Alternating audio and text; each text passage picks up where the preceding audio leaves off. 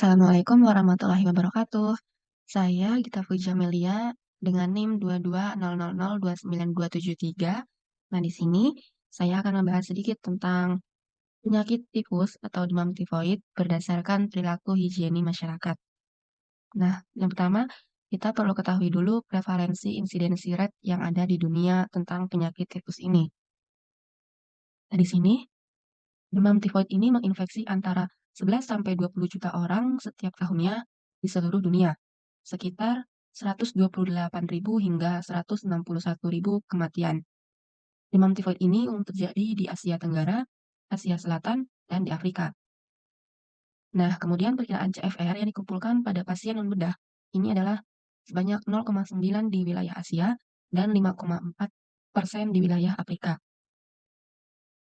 Kemudian, tingkat insidensi tertinggi diperkirakan berada di wilayah Asia Tenggara sebanyak 306 per 100.000 penduduk, di Mediterania bagian timur, dan di Afrika.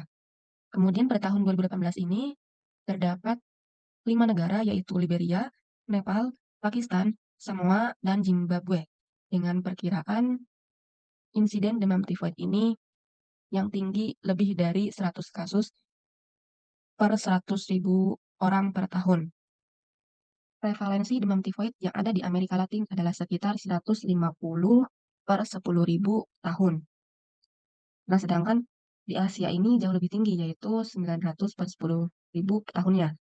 Nah, berdasarkan studi berbasis populasi, dilakukan di daerah kumuh perkotaan yang ada di Pakistan dan di India sebagai bagian dari proyek penyakit kaum termiskin, menemukan bahwa kejadian tifus yang terbukti melalui kultur darah pada anak-anak usia 5 hingga 15 tahun adalah 100.000 orang diperkirakan berkisar antara 184,9 hingga 493,5 kematian per orang dalam tahunnya.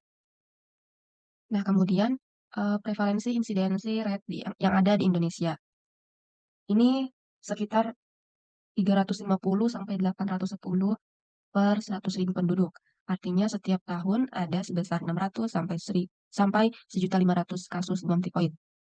Kemudian rata-rata atau insidensi kejadian di Indonesia adalah 650 per 100.000 penduduk.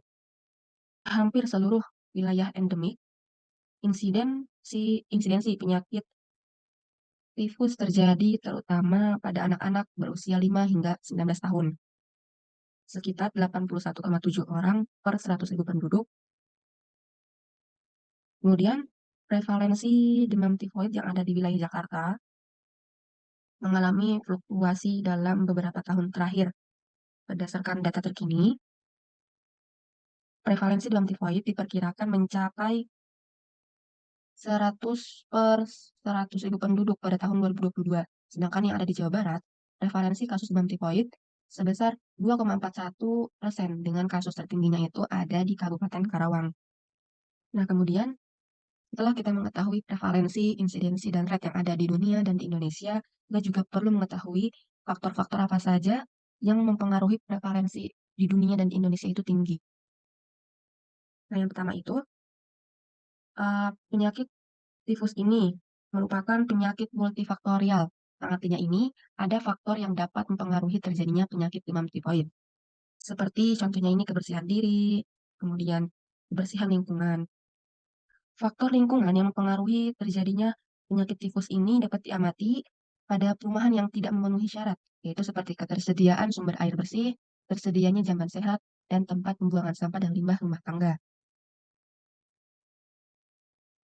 Maka semakin rendah, ini akan menurunkan tingkat kebersihan lingkungan dan mempengaruhi kejadian demam tifus. Nah, penyakit ini bisa menular langsung dari orang ke orang. Kemudian perilaku pribadi lainnya yang tidak benar ini seperti kebiasaan tidak mencuci tangan, belum makan, kemudian makan daging mentah, kemudian makan buah-buahan yang tidak dicuci air, minuman yang tidak direbus, serta penggunaan air dan peralatan makanan dan minumannya yang tidak bersih. Ini dapat berbahaya karena dapat menyebabkan infeksi salmonella dan penyebaran demam tifus. Nah, tujuannya dan dampaknya dari penyakit tifus ini.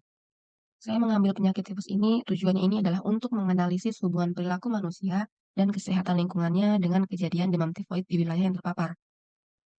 Karena penyakit tifus ini terjadi karena faktor dari sanitasi lingkungan yang tidak bersih, baik dari air, makanan, maupun limbah. Hal ini menyebabkan seseorang terkena penyakit tifus. Penyakit tifus ini ditularkan melalui makanan atau minuman yang terkontaminasi bakteri Salmonella. Dan penyakit ini dapat menular melalui kontak langsung dengan feses, urin, ataupun penderita demam tifoid. Dengan kata lain, kebersihan ini merupakan faktor utama terjadinya infeksi. Tujuan dari sanitasi lingkungan ini adalah untuk menjaga dan melindungi kebersihan lingkungan untuk upaya kesehatan. Misalnya ini menyediakan air bersih untuk mencuci tangan atau tempat sampah sebagai tempat menyimpan sampah. Karena kita perlu tahu kebersihan diri ini merupakan salah satu pemicu berkembangnya penyakit pada tubuh manusia. Kebersihan diri dan gizi yang buruk membuat seseorang lebih mudah terserang penyakit, terutama penyakit menular ini. Maka kebersihan diri ini salah satu cara untuk mencegah berkembangnya penyakit. Baik, terima kasih. Sekian dari saya. Kurang dan lebihnya saya mohon maaf. Wassalamualaikum warahmatullahi wabarakatuh.